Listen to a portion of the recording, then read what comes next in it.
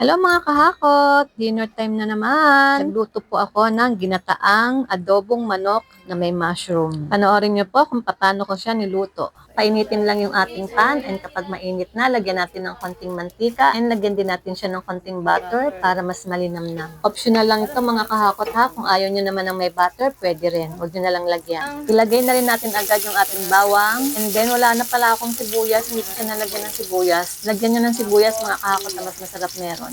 Naglagay din ako ng konting ginger or luya. Kapag naamoy nyo na yung aroma ng ginger, ilagay na rin natin agad yung ating manok. Sangkot siya lang natin ng konti or halu-haluin lang natin ng konti and then timplahan na rin natin siya agad. Nilagyan ko siya ng konting Worcestershire sauce, mga half teaspoon.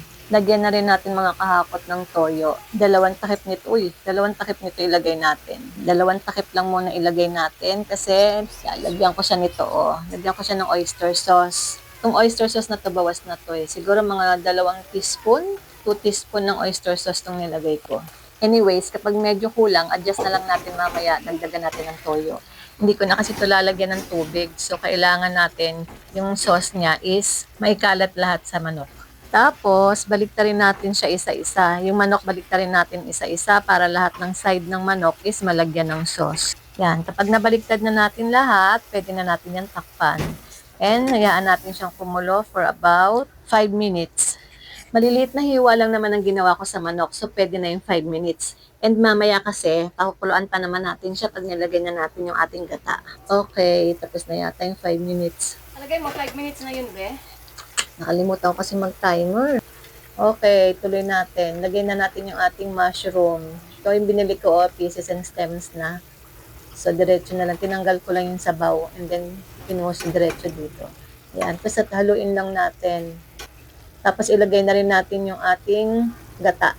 1/4 cup lang ng gata ang nilagay ko para naman hindi ma-dominate ng gata yung magiging lasa ng ating adobo. Tapos halo-haluin lang natin para kumalat yung ating gata. Tapos ilagay na natin yung ating sili. Kung gusto niya na mas maanghang, dagdagan niyo yung sili. Tapos lagyan din natin ng paminta.